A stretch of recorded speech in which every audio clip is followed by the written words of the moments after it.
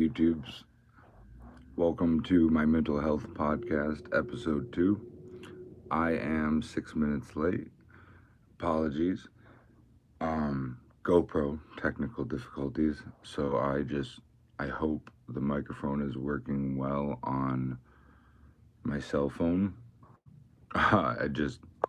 That along with the GoPro, and I set up this yesterday um, to show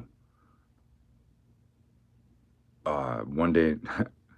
I set it up yesterday, one day in advance, to a day ahead of time say, hey, here's the episode, blah, blah, blah.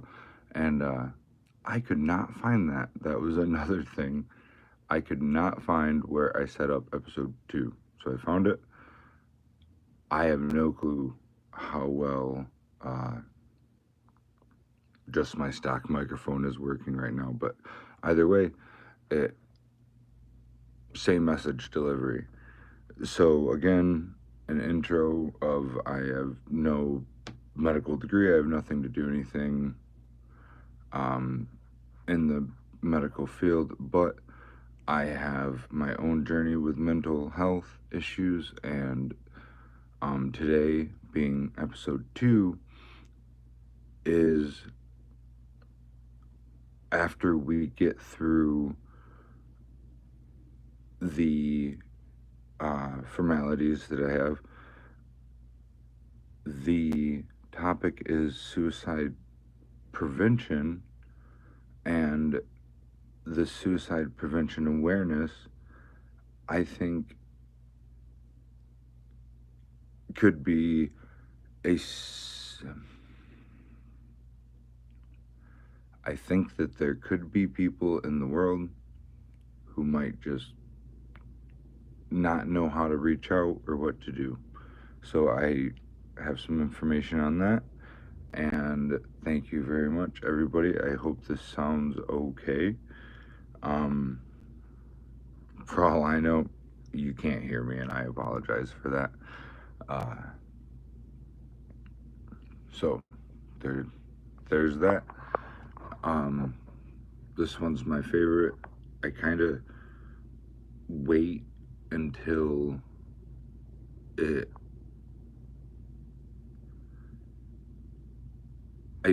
So the three things I'm grateful for. I like to think about, because it's in your head, like, oh yeah, I'm gonna have to, every day almost. What are three things I'm grateful for? But it's fun to just kind of do it impromptu right when it comes to it. So the number one thing right now, like in this moment, I'm grateful for is that I made it to Ep.2. So just going day by day, sometimes you never really know, but doing the right thing after another. And Ep.1 went well. I had some really good feedback. I was really happy to talk to some people. And so this is Ep.2, and I am super grateful for that. I'm grateful to be able to do this. Second thing I'm grateful for. I am grateful for the last little bit of weather. I'm in Michigan, and it is about to be cold. So that right there is, I think in Michigan, well, I don't know. I know for me in Michigan, I complain about every season, even though I love them all. But winter's tough. I'm still grateful for it, though. I'm grateful for the seasons. And I should probably set this down. I'm shaking it. Look at me do so well. All right. So there's two things. The third thing I am grateful for.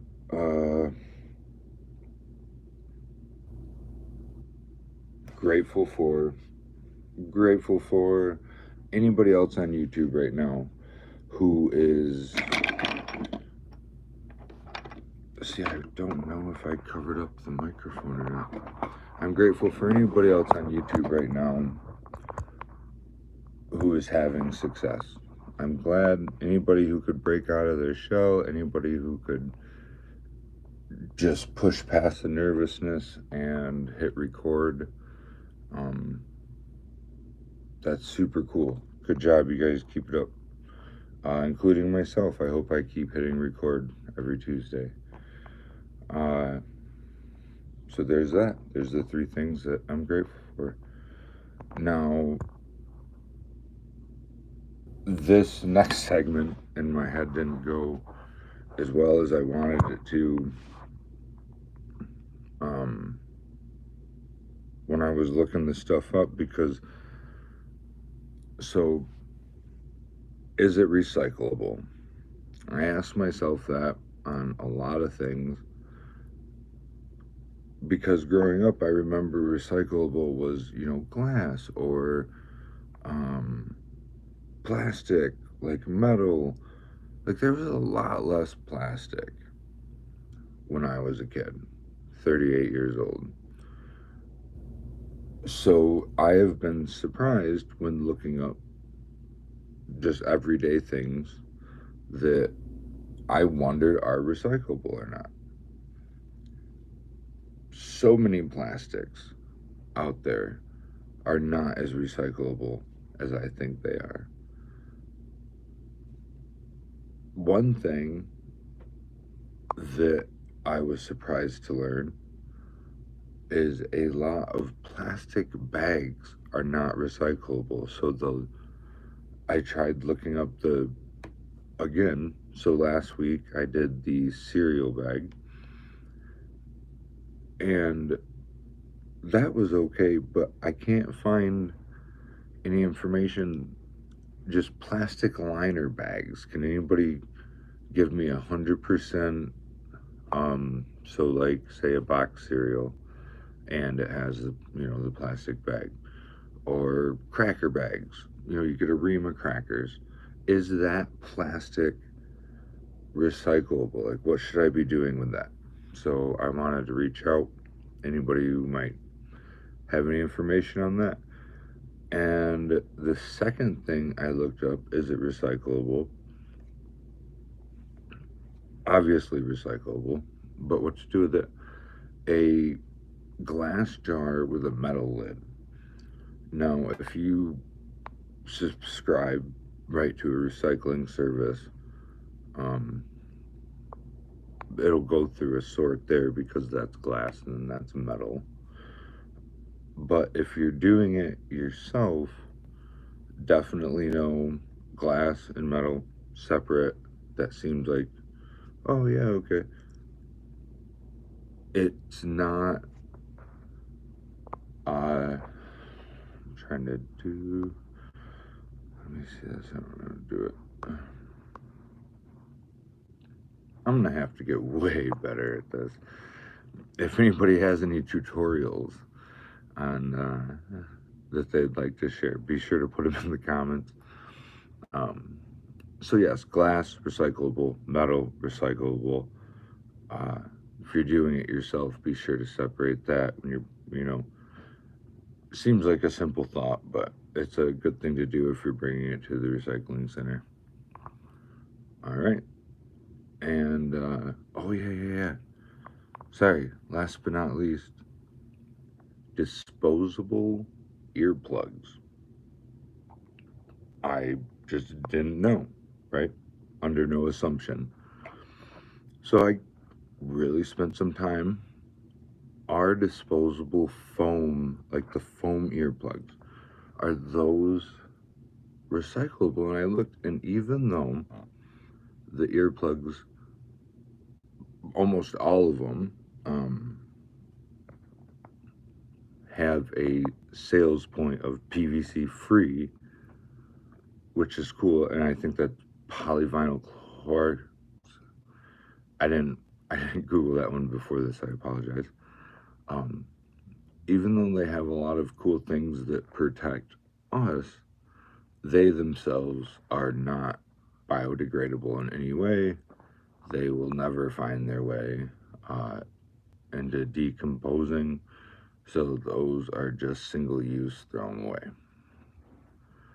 And that's it. 3 things. Is it recyclable? That puts me right over the 10-minute mark, right where I wanted to be. The main topic, and what I really hope everybody can hear right now, is the reason I started this podcast a little early. Suicide prevention. Suicide is a serious matter, and I'm going to refer back to the beginning of, like, what I'm going to probably say at the beginning of each one. If you can even hear me, this is going to make me look like a fool if the microphone is not working the entire time. Suicide is a serious topic. I've had a lot of loved ones in my life who struggle with depression, and me myself. And I've been in some very, very low spots. And I understand what it feels like to not have anywhere to go. I recently had a friend who chose a very unfortunate means of suicide.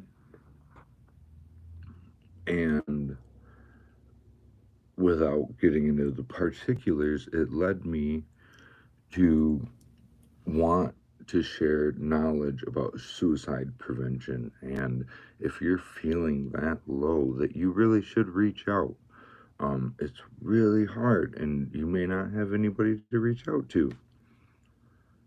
So I looked into it, and I was very pleased to learn that in 2020, now I just learned this. I don't know why it wasn't plastered on every billboard in the city, but in 2020, Congress passed a suicide prevention act with the FCC that holds the 3-digit phone number 988. Everybody's familiar with 911 in the United States. This is FCC, the Federal Communications Commission. I had no clue. 988. If you need help, if you are struggling, if you need to reach out before you pick any form of suicide, you can call 988. I did not know that. Now, there are some catches in local areas. Services after calling may have costs. Obviously, it's a service rendered. But as far as through the FCC, the number is available, and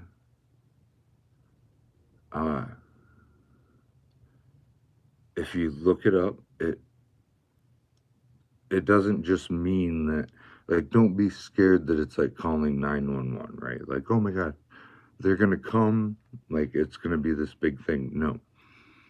If it ends up in you needing that type of help, that's what they'll do. But calling 988 does not just render the police at your door. They're not just going to track you down. So it's not anonymous, but it is a 3-digit number that is as easy to remember as the other 3-digit number. I did not know that. So that is the big thing I wanted to share with you for suicide prevention and awareness. And right at the, a half a minute under the 15-minute mark. So I think that was it. This is kind of a little bit of a blunder. I cannot answer the comments. Thank you. Sess1713. I love the glasses also. I do not know what WSB means. the GoPro had some technical difficulties, so I truly hope that the microphone is clear enough. That's 15 minutes. I will be back next week, Tuesday at 10 a.m., much more organized. And this is my mental health podcast, episode 2. I hope you could hear anything. You guys have a blessed day. Take care.